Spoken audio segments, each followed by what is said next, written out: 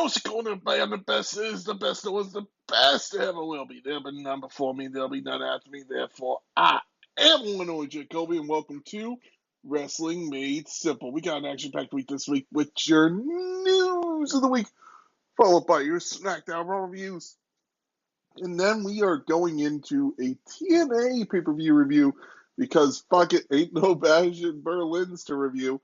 So let's see what we got from TNA. We will then have your drink of the week, followed by the battle droid of the week.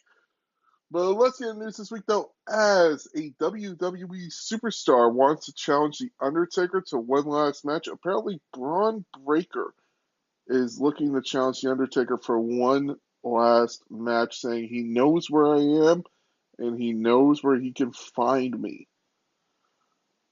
I would love to see this, man. This would be awesome to see The Undertaker and Braun Breaker. And now, following up on last week's Battle Droid of the Week, MJF has commented on the shit going on between him and Britt Baker. He says, I don't have to like all my coworkers, and that's fine, but yeah, dude, this shit is wild to read. Apparently, he is saying this isn't true, all this bullshit that's going on. Maybe even Britt Baker isn't suspended. I don't know. I think somebody might be making a bigger deal of this than it is.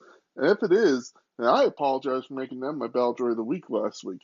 I don't know what's going on with it, if it's true or not, but I hope it isn't, and I hope that people can learn to just get along and work together. He says he doesn't like her, but they can work together, that's fine. So, who knows? And finally, in your last news of the week, WWE is apparently looking to host a pay-per-view in Italy in 2025. That might be a fun one. I would like to see a pay-per-view in Italy in 2025 for WWE or a premium live event. So, it'd be fun to see, and it'd be fun to look into for WWE to have a premium live event. Let's get into SmackDown. SmackDown kicked off with the American Nightmare, Cody Rhodes, announcing who he wants to face at Bash at Berlin. Apparently, Solo Sikoa would come out and would try to challenge Cody one more time. Cody would say no, and he would then say, it is not Solo Sikoa, it is Kevin Owens. Kevin Owens would then agree, and general manager would make this. General manager Nick Aldis would make it official. We then entered the Street Profits versus A-Town Down in a nice little tag team match where Street Profits would pick up the win and become your number one contenders for the tag team championships. It's finally been 3 years since they've held the gold, so I would like to see this. We then get Jade Cargill defeating WWE Women's Tag Team Champion Alba Fire. Blair Davenport and Isla Dawn would attack Jade after the match, which leads to Naomi coming out to even the odds. And you would have the baby faces beating up the heels. After this, we would actually get a celebrity involvement of Lou Ferrigno. Lou Ferrigno was at ringside. The Hulk, for those of you who don't remember that show, it's awesome to see him, and he still looks like he could rip some motherfuckers apart.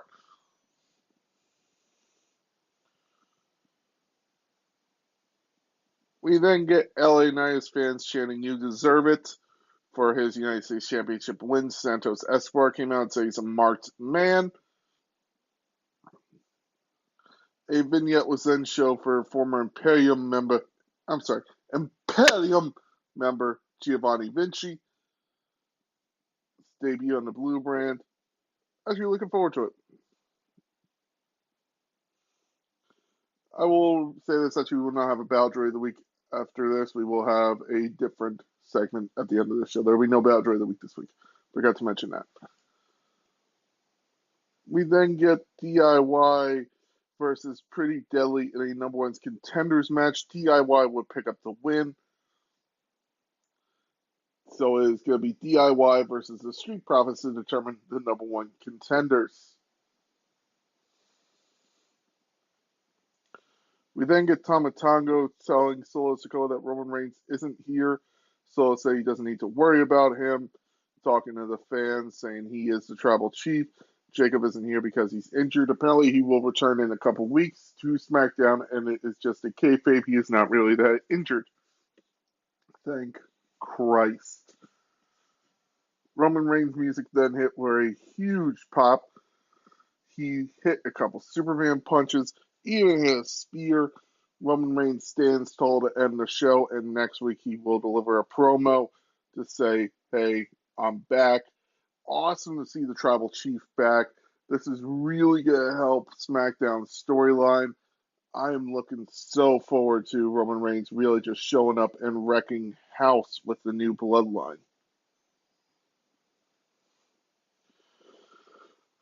With that being said, let's move on to Raw. Speaking of new, kicking off with the new face Rhea Ripley talking about the new Judgment Day. Rhea Ripley would take a shot at Dominic Mysterio's manhood, saying he could never get too deep. Oh, and get rid of the PG era a little soon, aren't we, before we go on Netflix? This would lead to Dominic coming out saying that he is done with Rhea Ripley, blah, blah, blah. And you would have the Liv come out and say that he deserves better than Rhea, so she got him. And Damian Priest would show up, beat the shit out of Dominic Mysterio, which allowed Liv to make her run away. Liv and Rhea would try to fight, but Liv would run away. Priest would attack Dom, and this would lead to a match between Damian Priest and Carlito, because the other match will be happening at Bash at Berlin of Dominic Mysterio and Liv Morgan versus Damian Priest and Rhea Ripley. Damian Priest would pick up the win. The Judgment Day would attack Damian after the match, but Ripley would make the save. We then get Bo Dallas saying last week was a beautiful night for the Wyatt Six debut. And it all started with Bo watching a VHS where Uncle Howdy told him that other doors shall be open and the work must continue. I imagine that this means we're getting another member being added to the Wyatt Six. We then get Ozzy Jones' debut match versus Vincent Linney. After Ozzy Jones, it would be a squash. Ozzy would win. And you would get them celebrating after the match with the New Day. New Day would then be confronted by the Final Testament coming out, carrying Cross, basically challenging him to a tag team match with Kofi Kingston saying, let's make it a six-man tag, and you having Xavier Woods looking pissed that Kofi is taking the lead, not letting him take the lead. We then get the Creed brothers defeating Otis and Akira Tozawa in a forgettable tag team match. Wasn't really great. What was memorable about that match is you have Ivy now officially turning heel and attacking Maxine Dupri.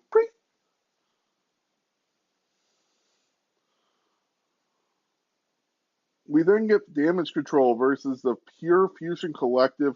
Now, I want to point out that I made a joke about Dave Meltzer on Twitter today of them saying, can there be a worse name than the Pure Fusion Collective? I said, yeah, they could be named Dave Meltzer. I just want to point out I'm not a fan of his.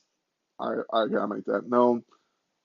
But I do think this is a stupid name.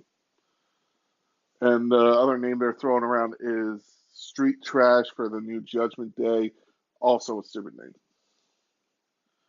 Unfortunately, we wouldn't get a winner of this as it was ended in DQ after Alpha Fire and Isla Dawn would attack both teams.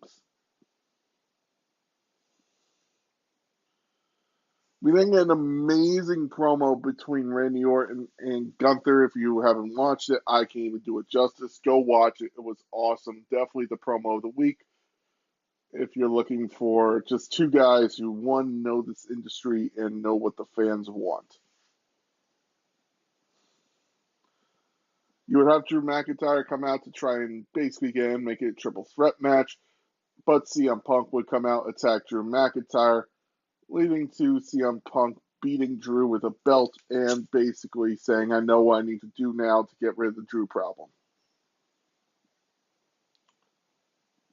After this, one of my favorite wrestlers ever would return to WWE. Mark Henry would be seen on WWE TV. Loved this. Thought it was awesome. Mark Henry back on WWE TV as his son has signed with WWE. You then get Big Bronson Reed versus The Miz in a squash match. Big Bronson Reed would destroy The Miz and would deliver 6 tsunamis to R-Truth.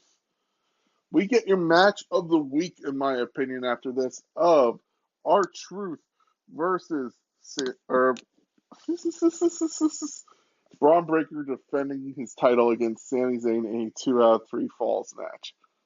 This was awesome, great match.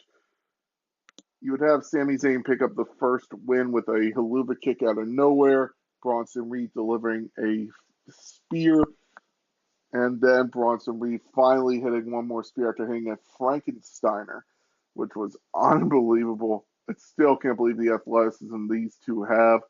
Great match. Braun Breaker picks up the win and retains his title. Great match here. Unbelievable fight from these two. These two have some great chemistry. I hope this turns into a main event feud when Braun Breaker wins a major title, because I could see that happening very, very soon.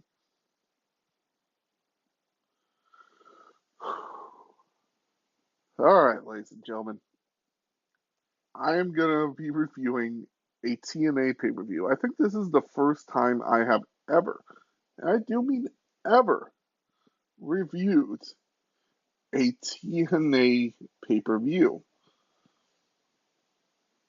Now, I want to clarify. If you have a problem with drinking and drugs, please seek help. Please go find help and seek. You are loved and if you need help, the first step is admitting you need help. So, I will be reviewing Victory Road 2011. This has been maligned as one of the worst pay-per-views of all time. The matches were shit, and the main event, dear God, it is awful. It kicks off with it says falls count anywhere, but it's technically no DQ match between Bubba Ray, Bully Ray Dudley, and Tommy Dreamer. This was supposed to be a feud between Bully Ray and more of Devon Dudley, but Tommy Dreamer would get associated in it. You would have Bully Ray lose this match after taking a 3D through a table, and Tommy Dreamer picking up the win. The 3D would be delivered by Devon. You would actually have a lot of shit get involved. A sex toy, a sex doll, the minions from Despicable Me would get involved. Yeah.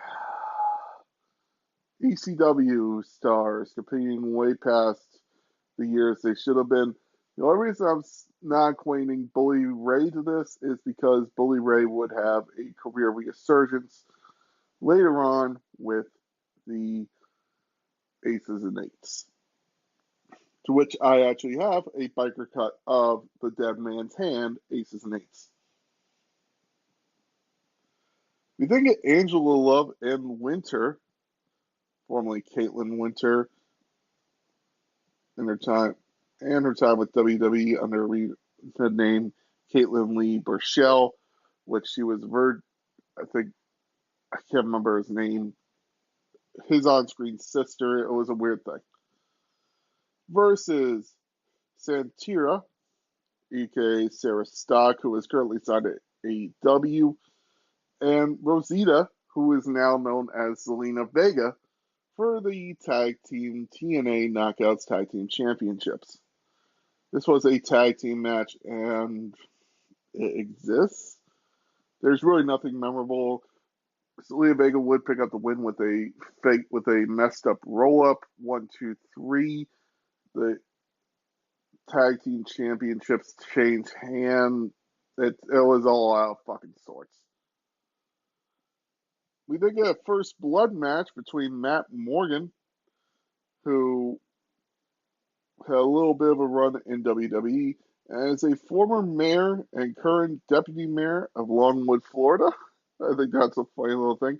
And Hernandez, who is known for his time in Impact and also known for his time in Lucha Underground and AAA. Amazing wrestler. Really actually has a great style, but in this match, Matt Morgan just wasn't a great wrestler, ladies and gentlemen. Let's admit it.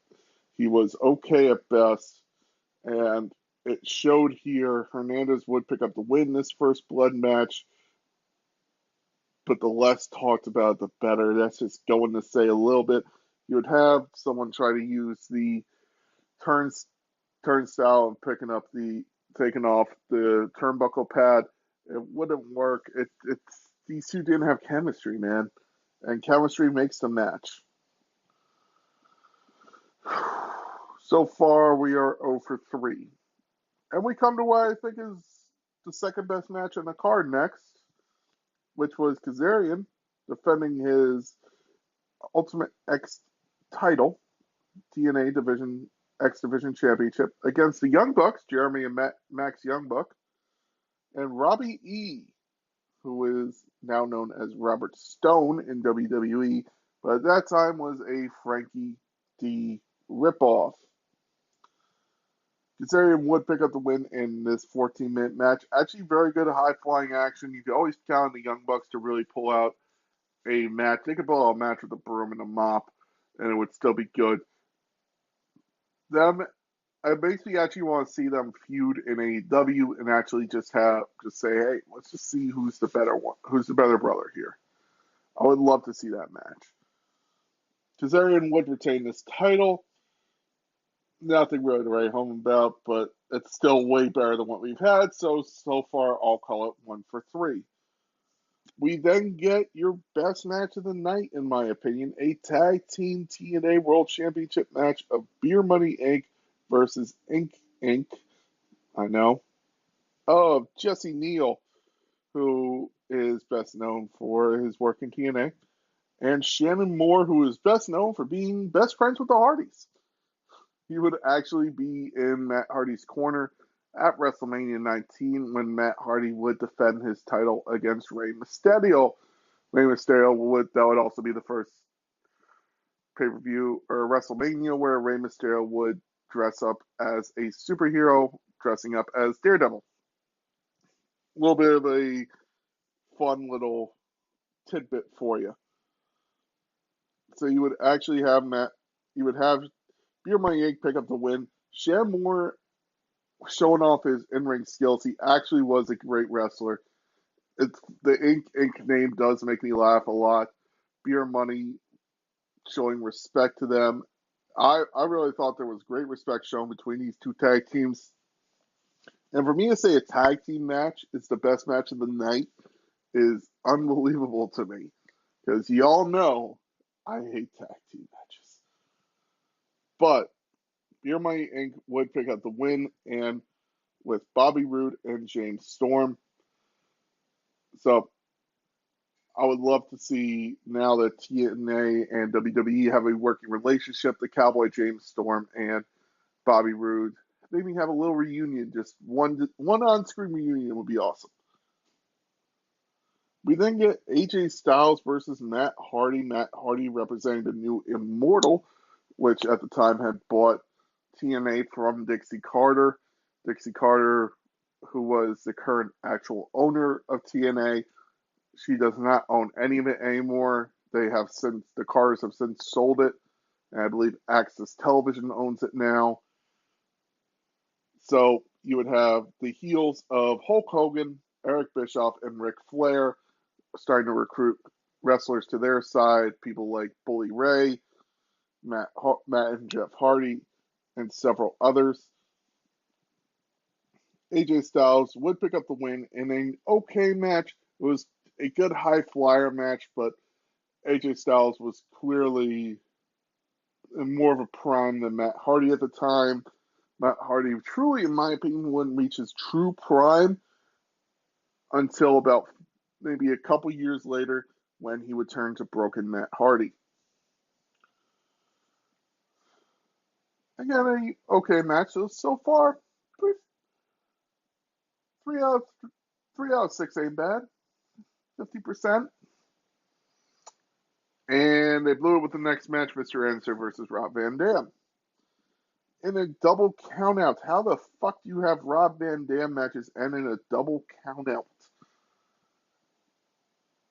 This was just stupid bullshit, and you should forget this match ever existed. Definitely, so far, 3 out of 7.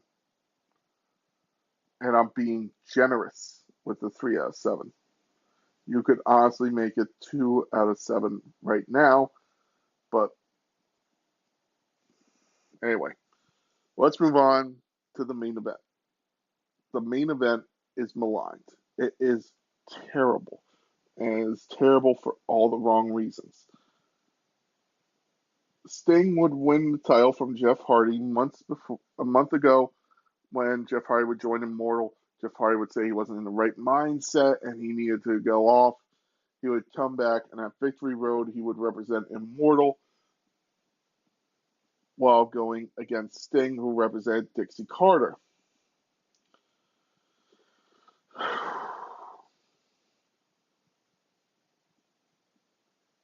The sad thing was about this is, and again, this is where I say, please get help if you need it. Jeff Hardy, which was fine when he showed up to the Impact Zone ready to go. They say he would disappear for about 40 minutes before the main event. And when he showed up, he didn't know what planet he was on. He was that drugged up. He was completely intoxicated. And the second his music hit, you could see he was walking the ring, not with the speed he usually does. Took 40 seconds to get down the ramp. Not even getting a top turnbuckle, kind of moving very slowly. Sting would then come out and would be like, you could actually see Sting like visibly like, kind of don't know what to do here. Thank God for this. Eric Bischoff would actually show up and would be like, hey, here's what we're going to do. He would make it like he is talking to Jeff Hardy of like, hey, you're immortal. We're going to make it for you. Yeah, yeah. And meanwhile, he's telling Jeff, he's going to roll you up. 1, 2, 3. You're going to fight him a little bit. 1, 2, 3. And the match will be over. And you can see Jeff like shaking his head like, I don't want to do that, man. I don't want to. And then he's like, you're going to do it. And then you would have him go over tell Sting. He would tell Sting exactly what's going to happen. 1, 2, 3. Sting would then pretend to kick Eric in the balls. Eric would roll out of the ring. You would have the bell ring. He goes for a stinger splash, throws in a few punches on Jeff, rolls him up 1, 2, 3, and Jeff almost kicks out. Jeff is sitting there like stands up going, what the hell? What just happened? And you would actually have Sting walk out as fans chanted bullshit, bullshit, and Sting would look at the fans and go, I agree. And you could see him shaking his head at Jeff Hardy. They would actually mention this later on in a promo between AJ Styles and Jeff Hardy, where AJ Styles would say, you don't have to apologize to me, man. You know what you did? You almost destroyed the whole company. Company that I've worked hard, people have worked hard to build the reputation for this business, the respect that no one has for TNA. We tried to build it up, and in one night, one 28-second match, you almost destroyed it. That's what this pay-per-view will be remembered for. And again, let's not look at Jeff Hardy as, oh my God, he did this. He has issues. If you have issues drinking, if you have issues with drugs, please get help. Please. Oh my God.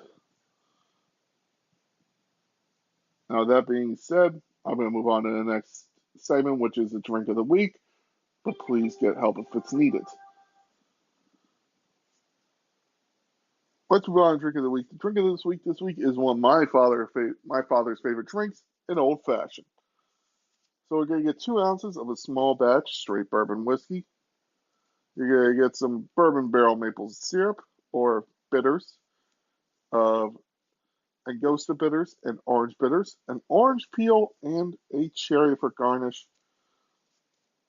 You are going to add your bitters, your whiskey, your syrup, and you are going to fill a mixing glass with ice, stir together, stir, so that way you can really get the effects of the orange, and finish off with your peel and your cherry. 1, 2, 3. You have a great drink. It is a strong drink, not one to be meant to drink 20 times over. Please drink responsibly. Do not drink and drive. Do not drink if you're in 21 in the United States, and do not overconsume on alcohol. If you are an alcoholic, please seek help. There are great companies. There are great people out there like AA who are always willing to help. And now, everybody, it's time for a sad one this week as wrestling lost a visionary, someone who has helped change the wrestling business with his booking. Kevin Sullivan passed away this week, ladies and gentlemen. For those of you who don't know, he was one of the main bookers in WCW when they first got Hulk Hogan and was always respected in the locker room.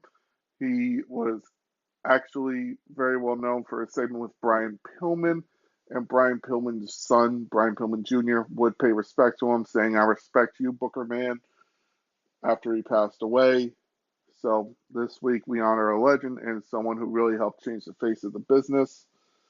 Shout out to Kevin Sullivan.